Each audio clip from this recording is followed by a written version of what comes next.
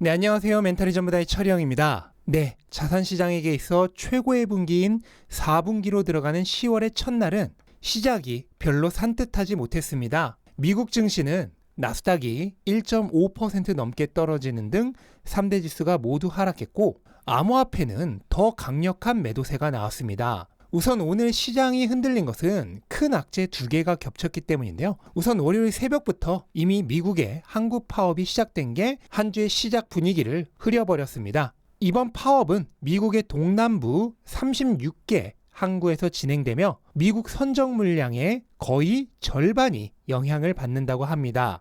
예전 트럭 기사 파업 때도 그랬지만 이런 물류 관련 사태가 일어나면 운임이 증가하고 원만한 유통이 어려워지면서 물가 상승의 위험이 올라갑니다. 단기간의 파업이야 경제에 별다른 영향을 주지는 못하겠지만 만약 이게 장기화된다면 그때는 문제가 될 수 있죠. 근데 사실 오늘 이 소식보다 시장에 영향을 더 많이 준 악재가 하나 있었는데요. 바로 이란이 이스라엘에 탄도미사일을 발사했다는 소식입니다. 이미 장 시작 전부터 발사 예고 소식이 나오면서 시장이 안 좋았고 미국 시간으로 정오즈음해서 실제로 발사가 이뤄졌습니다. 군사시설을 목표로 발사한 대부분의 미사일이 요격되었고 이스라엘 측에서는 큰 피해가 없었다고 주장을 하고 있지만 동시에 이스라엘이 보복을 예고하면서 교전이 더 장기화되거나 심해질 경우 전면전으로 번질 가능성도 완전히 배제할 수 없게 되면서 투심이 악화되었습니다. 시장은 불확실성을 가장 싫어하죠. 그런데 이런 지정학적 리스크와 같은 이슈들은 사실 거의 대부분의 경우 단기성 노이즈로 끝이 나는 경우가 많습니다. 따라서 이런 뉴스로 가격이 하락한다면 그것은 많은 경우 싸게 줍줍할 수 있는 찬스가 됩니다. 과거 수십 차례의 지정학적 리스크가 발생했을 당시 증시는 단기적으로 평균 4.6% 정도 조정이 있었지만 회복하기까지 그리 오랜 시간이 걸리지 않았습니다. 대략 한 달 정도만 지나도 이미 하락을 마무리하고 상승세로 돌아섰고 3개월, 6개월, 12개월 이후를 봤을 때도 평균적으로 시장에 아무런 영향을 주지 못했음을 데이터로 확인할 수 있죠. 그리고 이런 지정학적 리스크를 포함한 위기 발생에 특히 민감하게 반응하는 자산이 있는데요. 바로 비트코인입니다. 비트코인은 특유의 황금성과 유동성으로 인해서 위기 발생 시 가격이 가장 빠르고 강하게 하락합니다. 비트코인은 전 세계에서 24시간 거래가 되고 유동성도 풍부하기 때문에 무언가 위기가 발생할 경우 가장 먼저 처분하기 좋은 자산이죠. 오늘과 같이 이란이 미사일을 발사한 시간에 북미를 제외한 대부분의 국가는 한밤중이었기 때문에 주식은 팔 수 없었지만 비트코인은 팔 수 있었습니다. 또 주식은 오늘 팔았다고 해서 당장 통장으로 돈이 들어오는 것은 아니지만 비트코인은 1분 안에 통장으로 입금이 가능합니다. 따라서 이런 특유의 황금성과 유동성은 비트코인의 최고의 장점인 동시에 변동성 측면에서는 약점으로 작용하게 됩니다. 하지만 비트코인 역시 조금만 시계열을 넓혀보면 이런 위기는 언제나 기회였습니다. 지정학적 리스크를 포함한 질병, 정치, 경제, 외환 등 다양한 위기 상황 속에서 비트코인은 위기 발생 이후 단 10일만 지나도 평균 4.2% 오르면서 가격 하락을 모두 만회했었고요. 또한 60일이 지나면 평균 무려 44% 오르면서 가장 큰 회복을 보였다는 사실도 확인할 수 있습니다. 이것은 증시의 2.8%, 금의 5.6%보다도 훨씬 더 강력한 회복력이죠. 원래는 평균 상승률이 더 저조한 금이 위기 발생 이후엔 증시보다 성적이 더 좋았다는 사실은 이런 위기들이 분명 시장에 영향을 미치긴 했다는 뜻입니다. 그럼에도 불구하고 비트코인의 압도적 회복력은 비트코인이 결코 위기에 약한 자산이 아니라는 사실을 명백하게 증명하는 장면이죠. 위기가 발생한 그 시점에 있어서는 비트코인 최고의 장점인 황금성이 약점으로 작용하여 가장 빠르고 강하게 하락하지만 반면 이후에 가장 빠르고 강하게 회복하는 건 역시 비트코인입니다. 이것은 이미 지난 사이클에서 코로나 당시에도 확인이 되었던 사실이죠. 코로나 발생 직후 가격이 직전 고점 대비로는 무려 70%가 넘게 떨어지고 코로나 발생 직후로만 보더라도 50% 넘게 하락했지만 그 이후 어떤 자산보다도 빠르고 강력하게 회복했던 것이 비트코인입니다. 직전 고점에서부터 거의 9개월 가까이 조정을 받고 70%가 넘게 하락을 했었는데 이런 대위기 상황에서도 결국 사이클을 끝까지 완수해냈죠. 이처럼 세계 3차 대전만 아니라면 대부분의 위기는 단기적 노이즈로 끝나며 시장에 아무런 영향을 미치지 못합니다. 비트코인처럼 단기적으로 더 많이 하락하는 자산은 반대로 위기의 회복과 함께 더 많이 오릅니다. 따라서 이런 단기성 노이즈로 가격이 내린다면 그것은 최고의 줍줍 찬스입니다. 탐욕을 내야 할 때 공포를 느끼고 도망가서는 안 됩니다. 워런 버핏이 금융위기가 발생한 2008년 한복판에서 이 얘기를 했을 때도 거의 대부분의 사람들은 듣지 않았겠죠? 당장 공포에 질려서 팔아야 했으니까요. 하지만 그런 투자자일수록 정작 공포를 느껴야 할 때는 탐욕을 부릴 가능성도 높을 것이고 결국 이렇게 줄을 서는 대부분의 대중들은 투자에 성공하지 못합니다. 반대로 하는 사람들이 성공하죠. 그리고 현재 시점에서 정말 중요한 거는 이런 단기성 노이즈가 아닌 미국의 연착륙 여부입니다. 경기 침체가 발생한다면 그때는 단기로 끝나지 않을 가능성이 높습니다. 모든 위험자산 시장에 상당한 기간에 걸쳐 큰 하락 압력이 발생할 것입니다. 따라서 투자자가 정말 관심을 가져야 하는 것은 연착륙에 성공하냐 아니냐이죠. 그리고 이런 연착륙 여부를 판단할 가장 핵심적인 지표는 고용 지표이고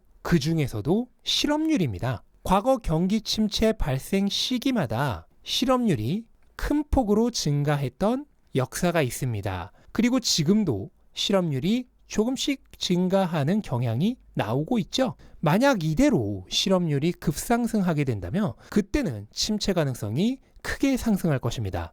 따라서 이번 주 금요일 나올 고용보고서가 현 시점에서 가장 중요한 경제 이벤트이자 운명의 날입니다. 다른 뉴스들은 시장에 미미한 영향만을 주는 단기성 이벤트라 생각하시면 되겠습니다. 현재 시장은 이번 달 실업률이 지난달과 같은 4.2%가 나올 것으로 예상하고 있는데요. 조금 더 높게 나온다고 하더라도 4.3% 정도까지는 용인이 되겠지만 만약 4.4% 이상으로 높게 나온다면 지난 8월에 블랙 먼데이와 비슷한 발작 증세가 나올 수 있습니다. 그때도 예상치보다 0.2%포인트 높게 나온 실업률이 블랙 먼데이를 발생시킨 주요 원인 중 하나였죠. 다만 저는 현 시점에서 경기 침체보다는 연착륙의 가능성이 더 높다고 보고 있습니다. 미국의 GDP가 3% 성장을 했고 연준은 한 번에 금리를 0.5%포인트 내리는 빅컷을 단행하면서 금리 인하에 박차를 가하고 있습니다. 지난 10수년간의 미국의 평균 GDP 상승률은 2%가 조금 넘는 수준이었습니다. 그렇다면 현재의 3% GDP 성장률은 평균을 상회하는 성장률이죠. 경기가 평균보다도 더 빠르게 상승하고 있는데 경기 침체라고 말한다면 말이 좀 맞지가 않죠. 만약 금리 인하가 지체되었다면 침체가 결국 발생했을 가능성이 있지만 연준이 고용시장을 주목하면서 데이터에 맞춘 대응을 할 것임을 표명하고 있고 실제로도 빅컷을 단행하면서 금리를 빠르게 내리고 있습니다. 이런 긍정적인 환경을 생각했을 때 침체보다는 연착륙의 가능성이 더 높다고 생각을 합니다. 만약 이렇게 미국이 침체를 피해 연착륙에 성공한다면 10월부터 시작되어 연말로 향하는 4분기는 최고의 시기가 될 가능성이 높습니다. 미국 증시는 10월부터 연말을 향해 가면 갈수록 가격이 더 오르는 연말 랠리가 기본적인 내러티브죠.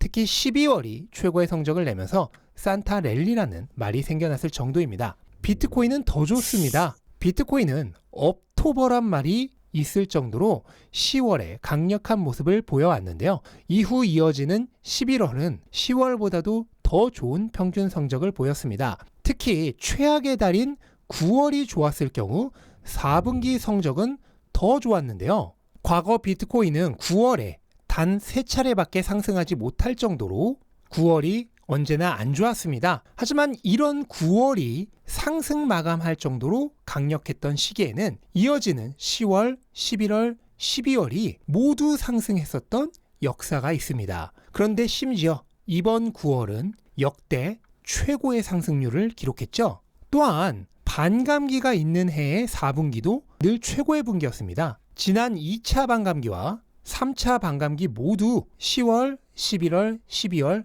연속 상승으로 마감했던 사실이 있죠. 앞서 9월 상승 시 4분기가 모두 올랐던 사실과 겹쳐서 생각해보면 이번 4분기는 특히나 더 기대를 가져볼 수 있는 장면입니다. 또한 대선도 비트코인에게는 별다른 영향을 주지 못했습니다.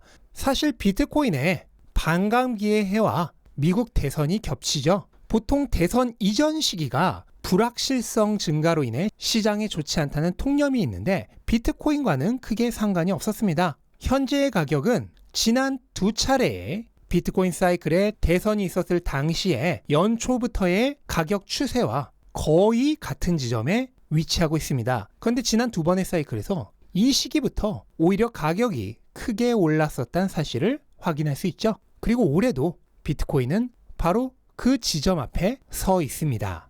비록 10월은 첫날부터 악재로 점철되었지만 만회할 시간은 충분히 있습니다. 4분기는 이제 막 시작되었죠?